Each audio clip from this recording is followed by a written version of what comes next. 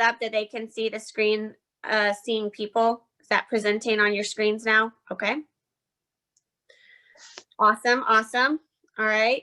And I would love to do a whole introduction and let you tell everybody how they are and who they are. We'll save that for the end here. I know we are way behind on our time, so I'm going to try to accelerate quickly.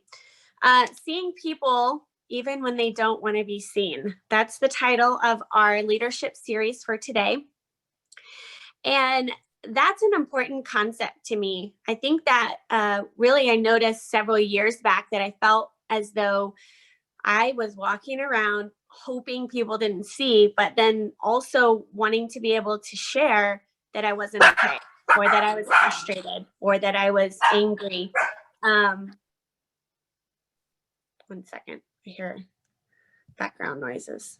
Okay.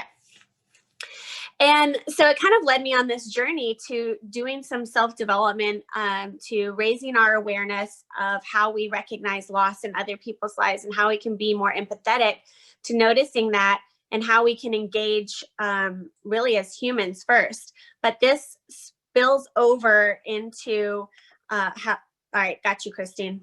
Okay. This is spilling over into our organizations. It's spilling over into our personal lives, and really being able to develop our skills in our grief awareness, but then how we recognize loss and how we recognize transition for people and what those signs might look like. So this is a little introductory session to being able to see people better. And my experience is I work with teams. I do team building all over the country. A program creator. I write my own programs to be able to teach and guide people through this process. I'm a grief recovery specialist. So I was trained by the Grief Institute in teaching a specific method in completion method in helping people free up their emotional energy so they can use that to be productive and contribute in their lives instead of being held back by all the things they wish were better, more, or different. And I'm a speaker and an author as of late. My book came out in December, so I'm excited about that. It's a new journey for me. And I'm learning all kinds of new things about life. You get to those moments where you're like, yeah, I've got a pretty good handle on it. And then you learn something new and you think, wow, this really changes my perspective for the world. So I'm excited for that venture. But words to live by, I feel so privileged to be blessed with the ability to notice the world and wonder how I can make it different. I do see the gaps, and I think that those are my clues that I might have something to offer. So it's my privilege to get to stand in the gap for others, holding on to this belief that you, in fact, can create the life you wish existed in your careers, in your organizations, in your personal relationship, and most of all, with yourself, and learning to see yourself for who you really are, and that you're not the sum of your things that you have overcome in your life, but more that you have really experienced life and you've experienced grief and loss, and it doesn't define you, but it contributes to who you are.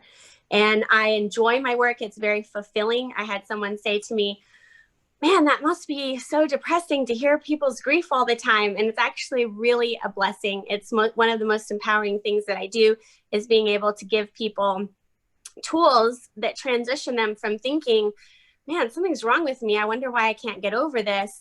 And really seeing that it wasn't you, it was your tools that were broken. Getting to introduce a new concept to people is really enlightening and empowering. And most of all, it leaves them feeling like they know what to do next. And it's an exciting experience for sure. So if we wouldn't do this to our technology, why do we do it to ourselves? PTA leaders always say, I'm so tired, I'm drained, I'm worn out, I'm exhausted. And we think that that means we need to have better logic. We have to have micro planning. Like if we can plan our days out, if we can keep ourselves organized, then in fact, we will feel better. But what I know is that logic and micro planning did not fix feeling drained, feeling exhausted, or feeling overwhelmed. What does help is that when we know better, we do better. And we need a better awareness so we can have better tools so we can do better work. So this is the first exercise. You'll have to turn your camera on. I want you to temporarily suspend belief that you might have coming into this that you know it all. Okay. I know we really know that we don't know it all, but sometimes when we're trying on a new skill or we're looking at some new information, we take stuff from the past that we do know and we apply it to a new situation. And we try to rationalize it and apply logic.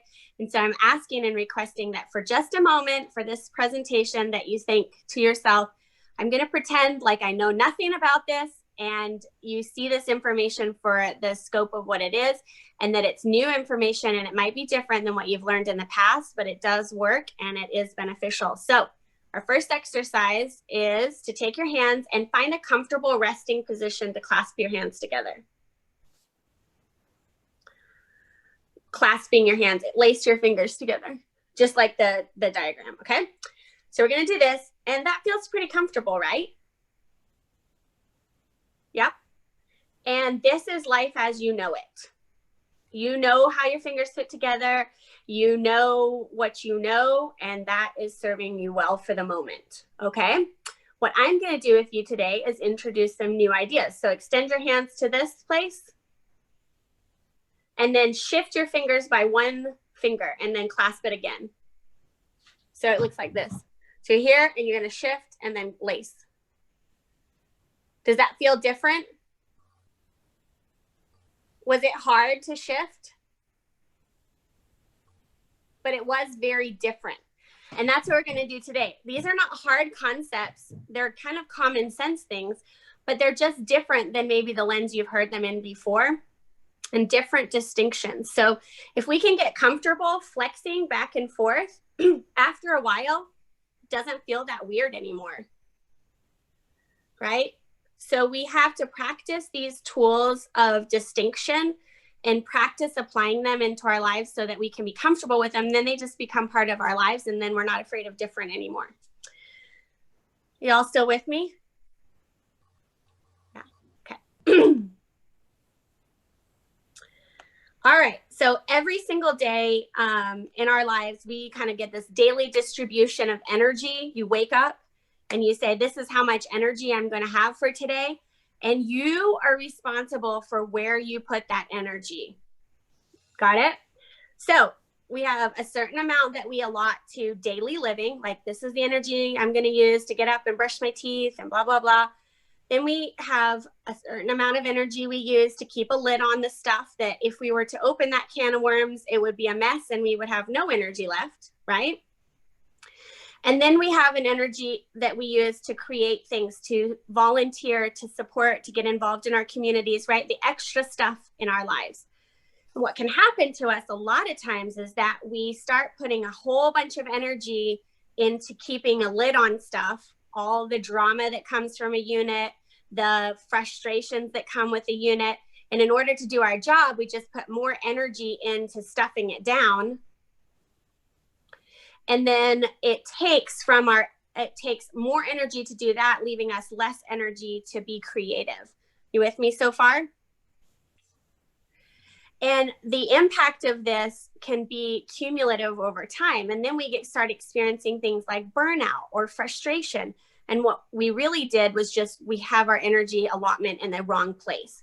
So imagine eliminating all the stuff that is going wrong and freeing up all your energy. And you had energy to create again, to be engaged with your leaders, to build those fulfilling relationships. When we know better, we can do better. And acknowledging where we are kind of lets us see where we want to go. So where are we?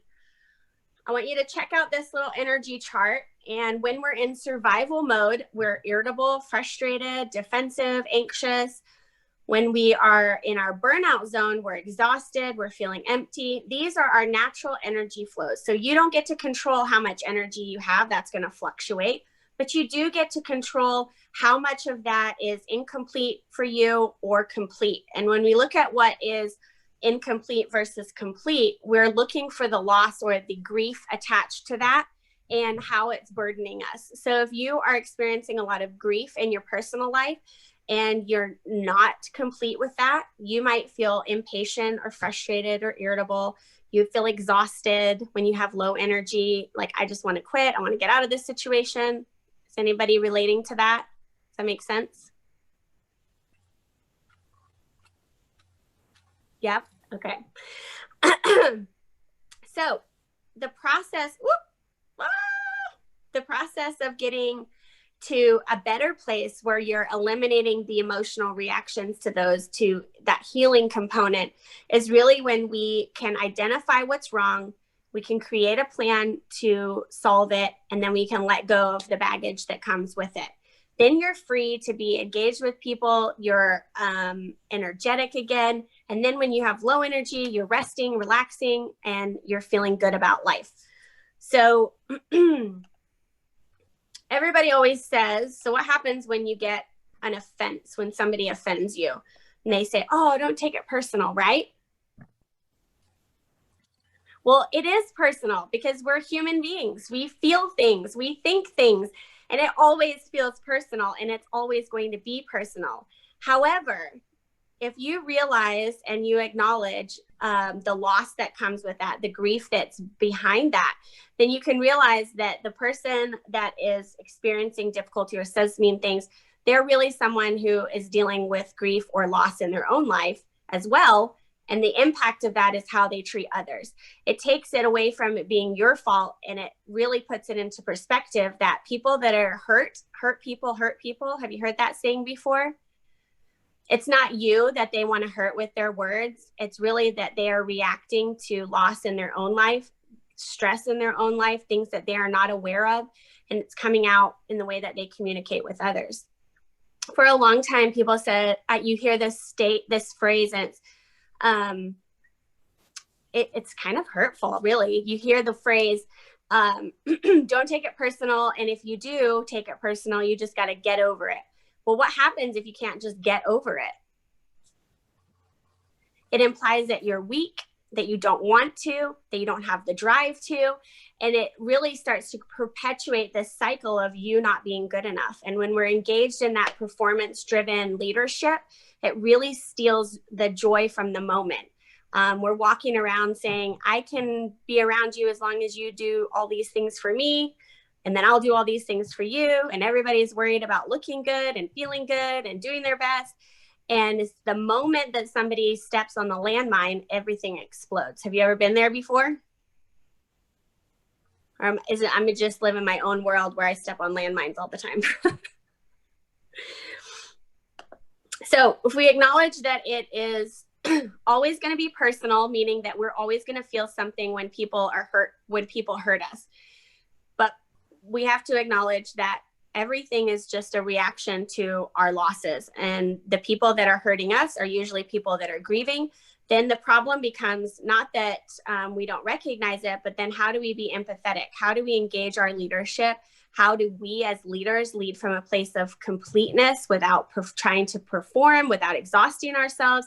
How do we take those emotional inventories for ourselves, being centered and engaged?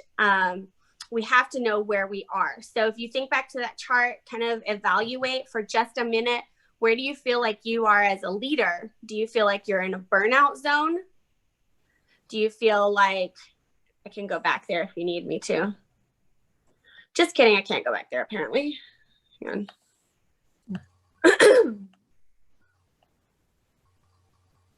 So do you feel like you're at a level of survival where you're just surviving as a leader, worried about what's going to happen next? Do you feel like you are burned out, totally exhausted? You're tired of your membership's tired, your board is exhausted?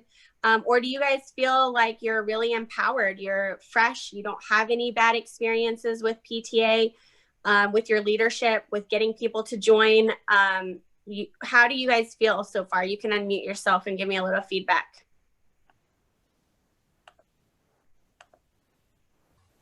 No takers, eh?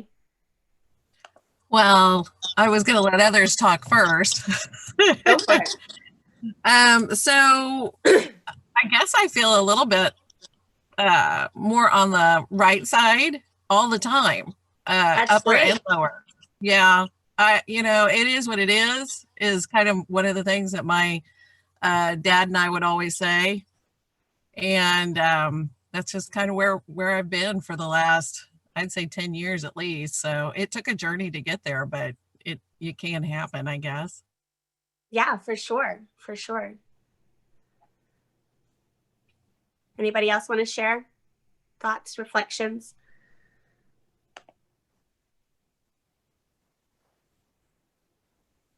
I was just going to say that I think that you actually kind of hit home in the beginning, because I used to be one that used to always say, if you know better, you do better. That's why I did PTA training, and it got to the point everybody knew that's what I was going to say, and I got other people saying it. And I realized when you were talking that I don't say that anymore.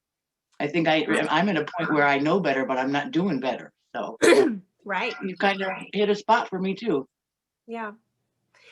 And so you can see that the way of dealing with, say, like Christine, you just said, it is the way it is, right? Because that's your barrier. That's what lets you continue to operate on the right side of the chart, is to have a catch-all for the things that are the losses you experience or the disappointment you experience, is to categorize that as it is just the way it is.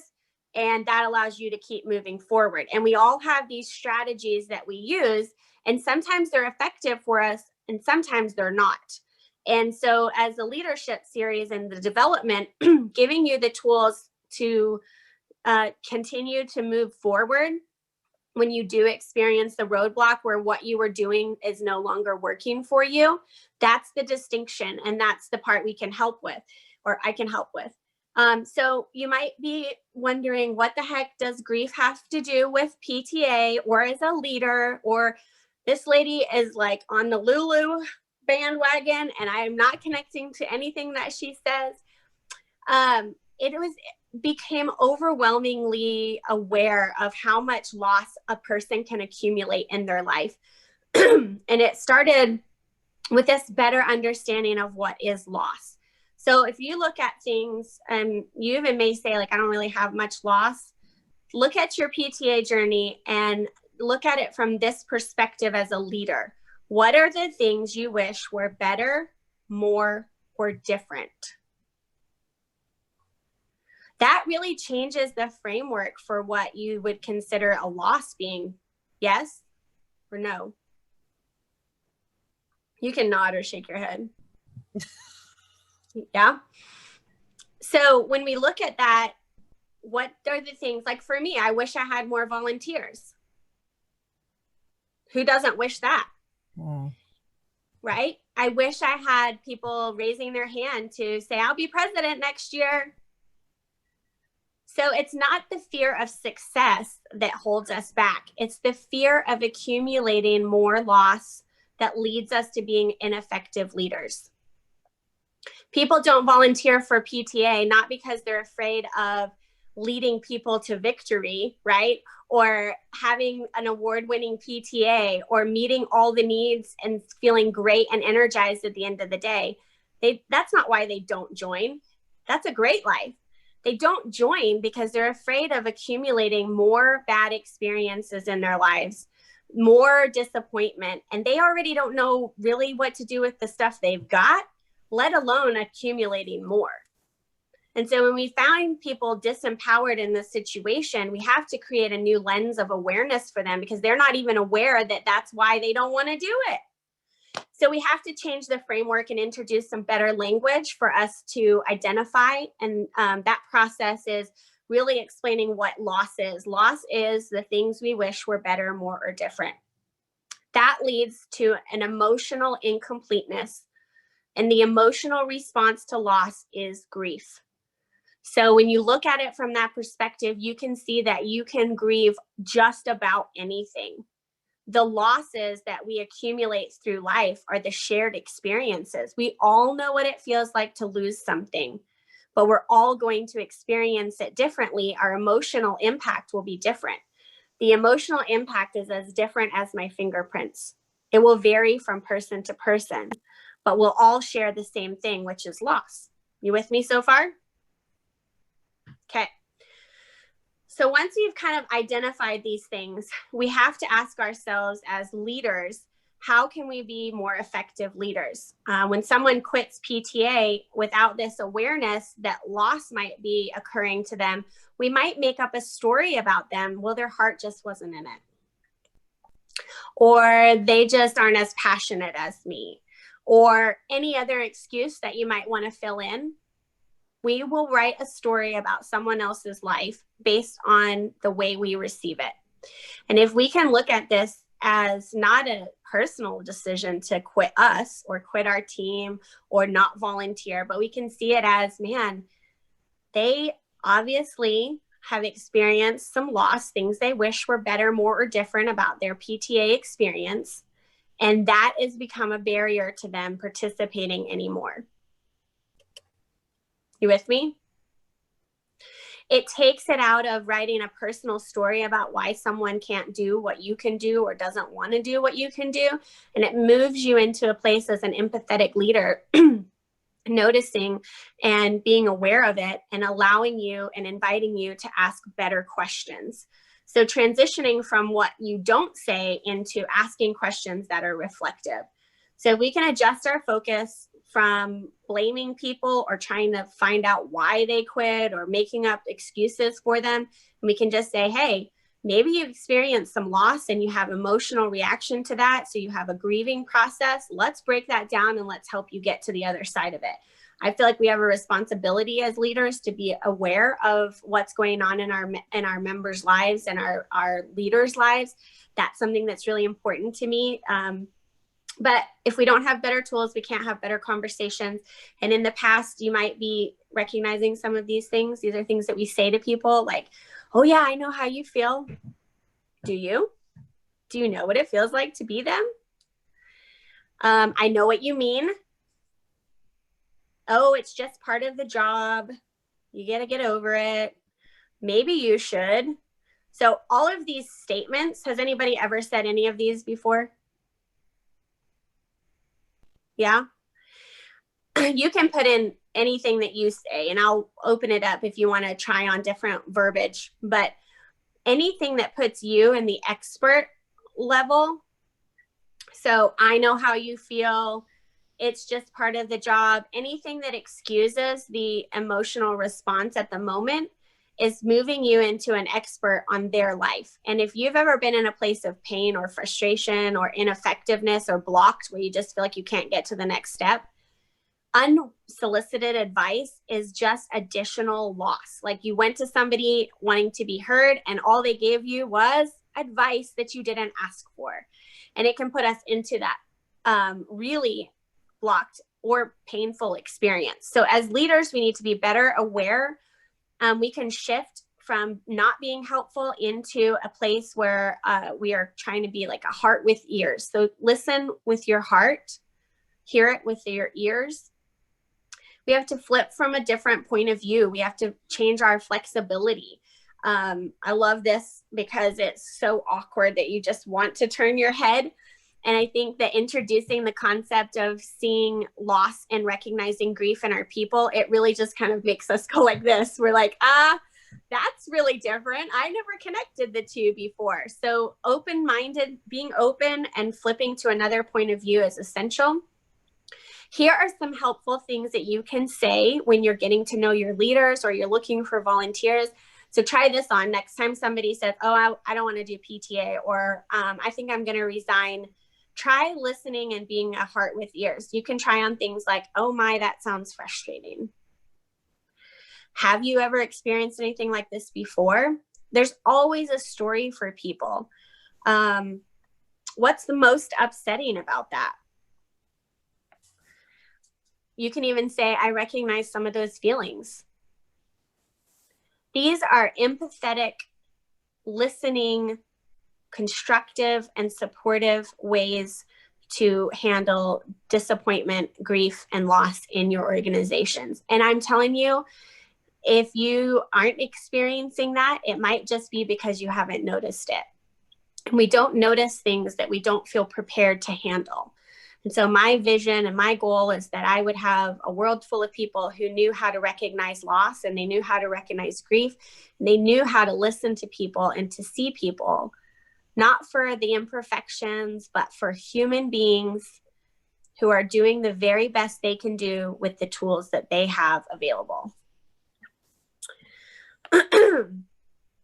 Okay, so what's the risk? If we don't change our perspective, if we don't do better at recognizing loss and grief in people, we will continue to feel disconnected from the people around us.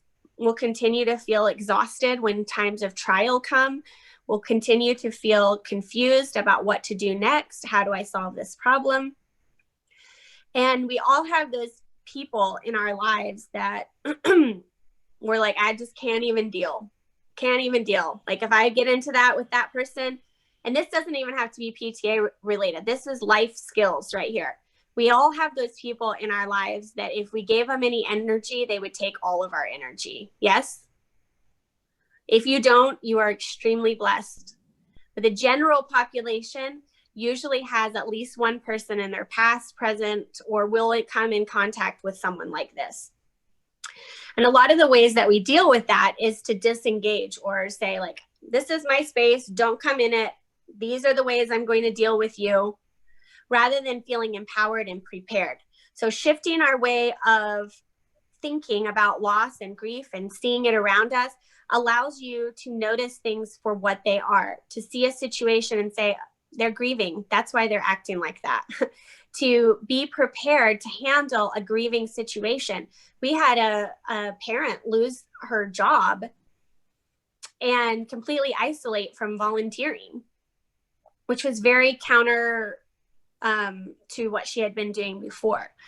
And had we not been in a place as a leadership team to notice that she had experienced a huge loss and that she might be feeling some grief attached to that, if we couldn't engage and support her, we might have lost her. She may have interpreted our silence or our unawareness as we don't care, right? You only care if I'm showing up to help, but when I have life, you don't care.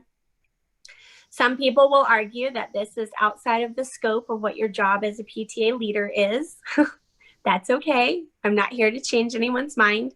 I'm just saying that sharing my experience as a leader, bringing this awareness and using this skill that I have that I do for a living has helped me be a more effective PTA leader, has helped me not have to listen to all this stuff, but to really steer a conversation in a meaningful way where I don't feel burdened by the struggle, but I feel empowered to support them solving it themselves. Do you see the difference? So changing this allows us to feel connected to one another, because now I don't have to distance myself from you because I don't know how to handle you. I'm free to engage with you and offer support and direction of where we're going. The reward is that what things that are impossible then become possible, just using some simple techniques. Really trying to watch our time. So if all to this moment you've been arguing with me and you've said, I don't believe you, grief is not what stops people, loss is not what stops people, just for a moment, consider this. I want you to think of what your life would be like. You can use your life or you can use PTA if you need to make it case specific. But if I said to you, your wish is granted, you have unlimited resource, you have unlimited people, you have unlimited. What would that be like? Can you imagine? Are you there? Why is your life not like that? Why is your PTA journey not like that? Because the losses, the blocks, the emotional response to not being able to have that has stopped us from being in a problem-solving mode to create what you wish existed. It's all a matter of resources. It's all a matter of people working together. The magic happens when you're able to go from wishing to creating. And you can only do that if you're complete with the losses or the discouragement, the disenfranchised grief, that stuff that you think you would change about your life but don't know how to. When you're complete with that, you can transition into a creation mode. How do I know this works? Because I've done it.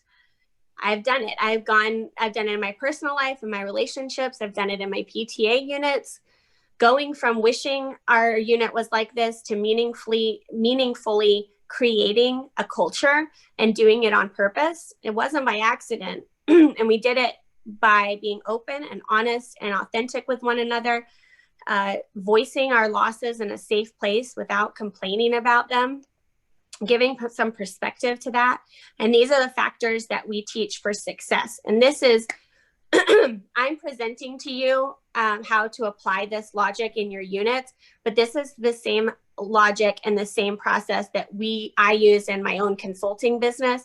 Obviously on a much more detailed level, we cannot even possibly begin to scratch the surface of it, but these are universal tools. These are things you can use to apply in your own life, not just in your PTA journey as a leader. But what I have found in my life is that what makes sense to me in one area should make sense to me in another area. The more skills and the more that I can grow as a human being, as an individual, that I can use to transcend to different areas of my life, those are the things that stick. Diets don't work if they don't work for your whole life, right? That's why fad diets fail, because you can do it for a short amount of time, but as soon as your life changes or your circumstances change, you're right back to your old ways again. So if you're looking for leadership skills, the best kind of leadership skills, the ones that stick, are the ones that create a transformation in you. They are like, I can't see the world any different now. Now you open my eyes and now I see it. Now I can do differently, and it transfers over into your other areas of life. So as you're going through this, just remember that these are distinctions and things you can apply in your own life. So to create successful vision for our units, we have to have honesty. We have to have safe confidentiality.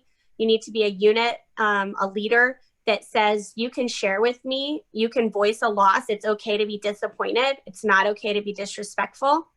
So while you might have a problem, we're not going to disrespect the people involved when we do share it. You know, I mean, you get that, right? And then creating a vision. If you don't know where you're going, where you want, you don't have to explain that vision to anyone else, but the vision of what you wished you could create in the previous slide, that should be so big that it pulls everyone else towards it. So creation is a part of successful leadership. To start that vision, you have to be able to identify the things you wish were better, more, or different. Those are part of your vision. That's how you move to creation. It immediately takes you from saying, I don't know where we're going, into an action-oriented way of being. So you can go from being incomplete, I'm so stuck, I don't know what to do. And just by identifying, make a list right now, write down 3 things. One thing that you wish was better.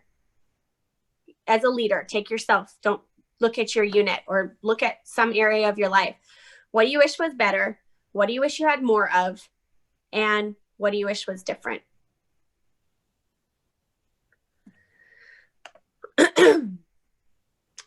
Identifying is the first step.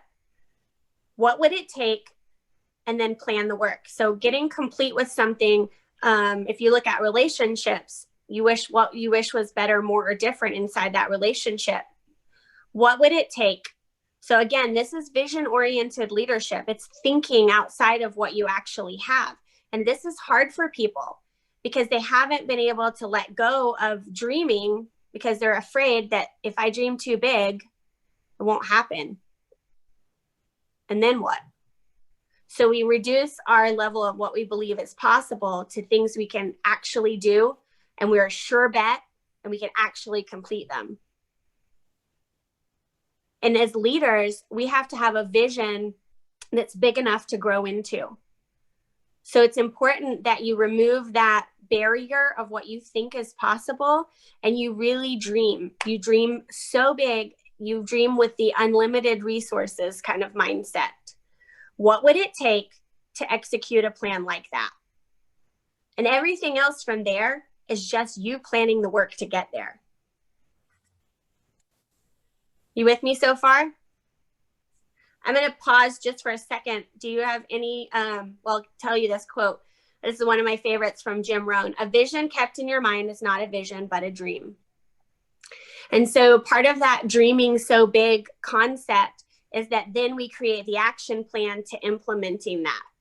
So I'm going to pause and let you ask me questions, thoughts, reflections, I am okay hearing anything that you have to say. So you can totally disagree with me, and that is fine.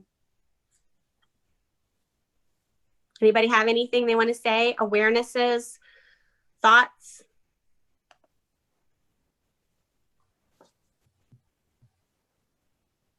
Okay.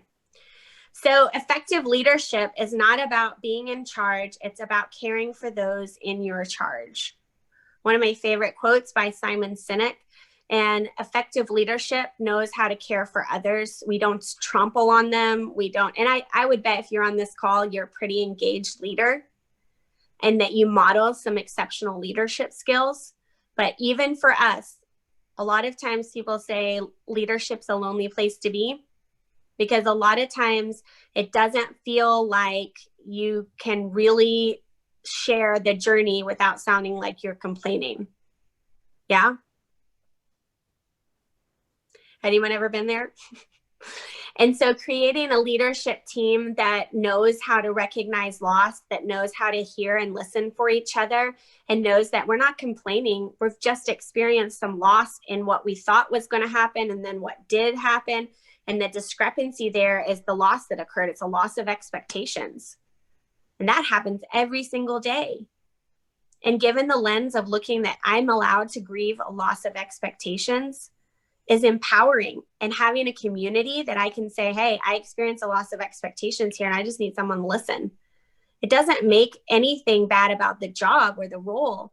And I know in my past, I've shared with people who don't understand that sharing a loss of expectations is not the same as complaining about your job. And so they can't hear me. Oh, well, just quit. Just do something else. Just move on. Well, I don't want to do that. Well, then why are you complaining about it? Right? I mean, that's the conversation that happens.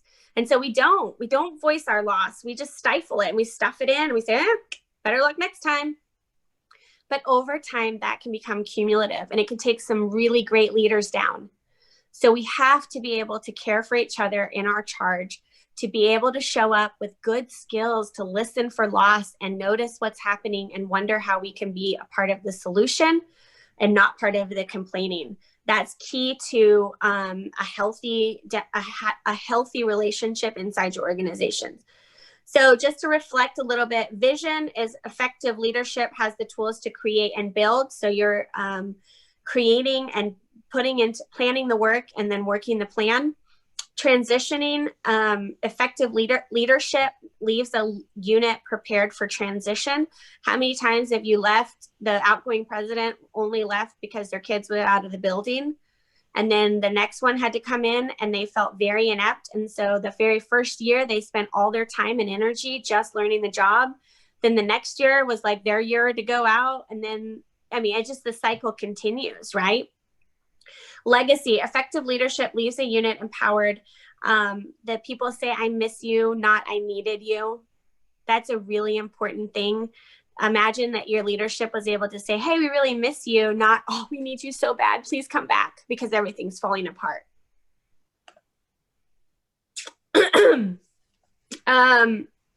Just one more thing on that leadership. I want people to leave a leadership legacy, not to be a hero. And some days you do have to dive in and save the day, but the intentional route, the infinite route, is when you empower the people around you to solve problems on a constructive, applicable way to create and to stay in that create and build mode of leadership. Always walk through life as though you have something new to learn, and don't be an I told you so, be a me too. And practice empathy as a leader in your personal lives. And I believe that together we can really change our communities. We can be impactful.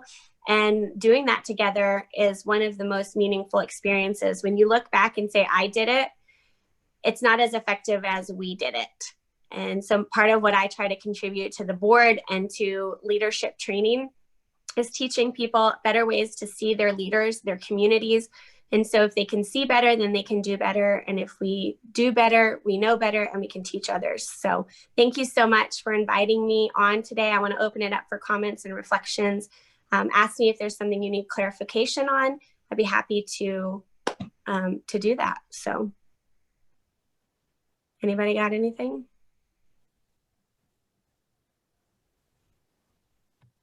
Well, I think that was interesting to put it in a pictorial type of presentation, because a lot of times having the words to describe what you're doing is kind of hard, but I like the visuals.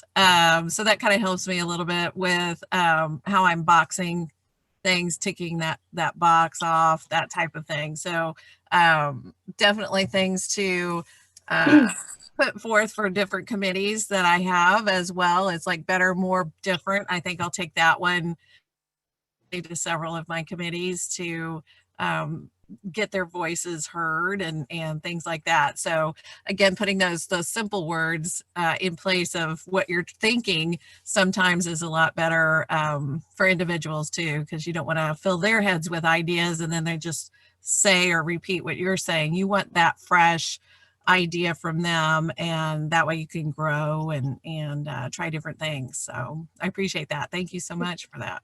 Yeah, and that's the emotional equivalency of stop, drop, and roll. We all get taught what to do with that, right? If your body is in danger, stop, drop, and roll. If your body's on fire, but what if your feelings are on fire? What do you do? And so remembering that phrase of better, more, or different helps to break a cycle of pain emotionally, but then also transitions to create and build. So you can, if you just remember that, you can use it in a time of crisis, right? Somebody's crying or hurt, or there's pain being experienced. You can say, you know, are you able to know, you know, what's the most painful? What do you wish was better about right now? I use that with my kids a lot when they say, I don't know, I'm just mad. Okay, well, what's something you wish was better about today? Well, I wish I had no school. Okay. What do you wish was different or better or whatever? I lost what I said there. But what if you wish was different about today? I don't have any school. What do you wish was better? Well, I wish that, you know, people were better. People treated me better. Okay. What do you wish you could do more of? Play video games all day. Well, they don't really wish that. I said, well, what would be the impact of you playing video games all day? You see how just those few words can lead people into solving their own situation. And then he goes through the whole dialogue, and I get to say to him at the end, so it sounds to me like you really do know what's going on. I'm glad that you're able to put words to that. You're just a guide in the process, helping them solve for what they wish existed. And sometimes when you're wanting to invite new perspective, just opening the door to say, hey, what do you wish was better, more, or different about PTA?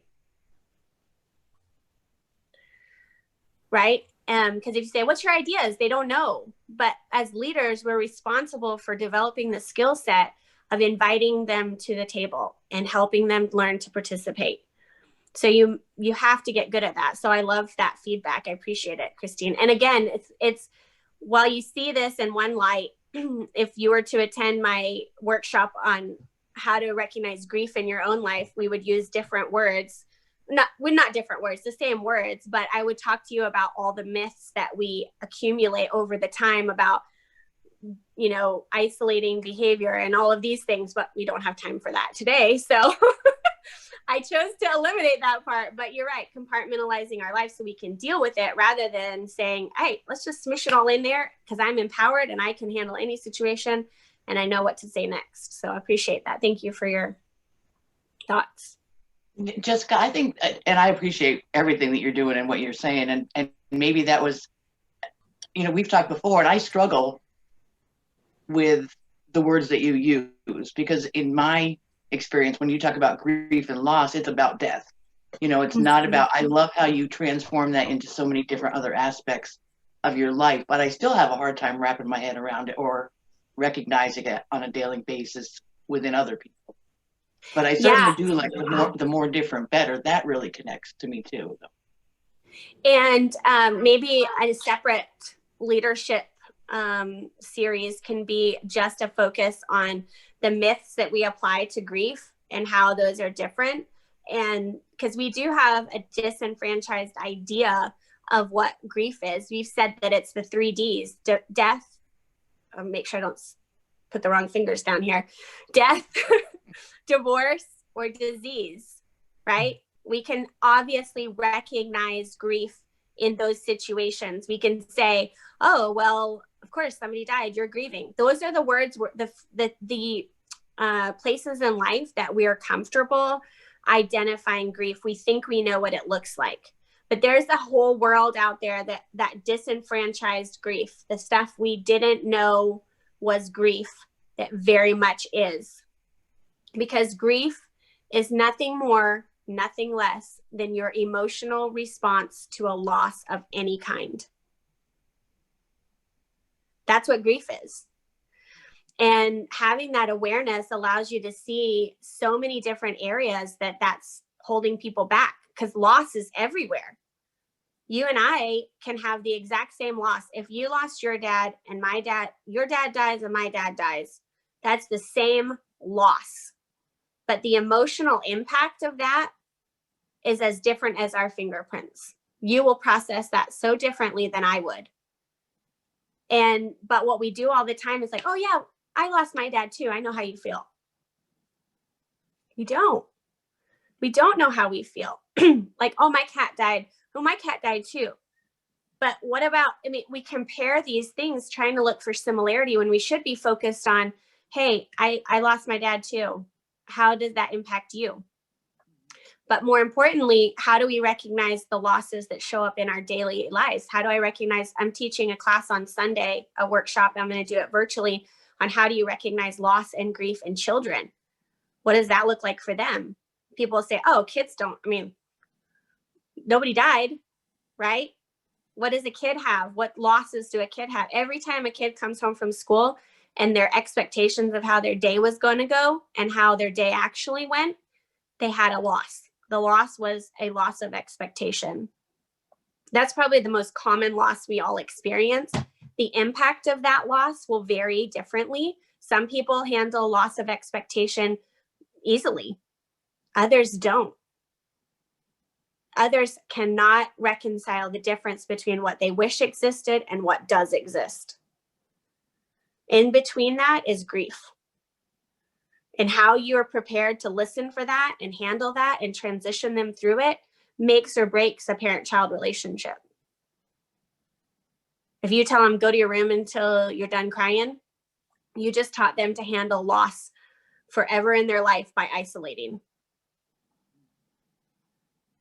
So it's so hard to do this because there's more to the picture, but you have to kind of condense it down for this. But it is a conversation I'm passionate about changing and opening people's eyes, helping them to see people differently, share the different types of loss. There's over 43 different identifiable losses a person can experience in their life. Do you know that?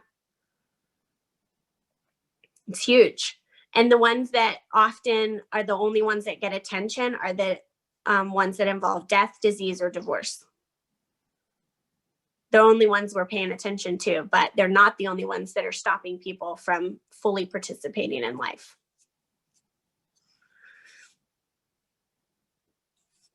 Thoughts about that? Anything else?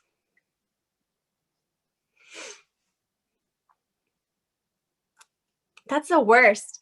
When nobody says anything, you're like, oh, did I talk too much or not enough? Or is everyone confused or totally done listening? I think you gave us way too much to think about. That was what it was. Yeah, I was going to say the same. Usually for these types of things, it's afterwards when you're pondering on it. And then you're like, oh, darn it, I could have asked this or, wish this or whatever. But we know how to. Sure. It's Jessica B at mopta.org. If we have any further questions, we also know that this is being recorded. So we will be putting that on our website later on too. If you want to share with someone else, or if you want to review what's going on during this, then you can definitely do that too. So, and if you're on Facebook, you can feel free to connect with me on there, and whatever else I can do to support you. If you have questions about things or just want to reach out to me privately, feel free to do that as well. And say, hey, this really confused me when you said this, but I didn't know how to explain it. And now I do. Can you clarify it? Because we only know what we know, right? And so don't leave it there. If you get some insight later on and you want to discuss it, just shoot me a message and I'll be happy to offer some more clarification for you. Anything else? And if you want to join us again at 7 o'clock, register for that as well. And yeah, and maybe you'll get a new version of me that's not so flustered getting started, and then we can have more time for chit chat. That's right. Save your questions for 7 o'clock if you have any that you wrote down throughout the day. Yeah, really. There you go. All right. Well, I appreciate everyone. We are a little bit over our time. So if there's nothing else, or if you want to chime in one last time, feel free. Otherwise, thank you so much. I appreciate you. Thank you all so much for letting me share. I appreciate you. All righty. Bye-bye.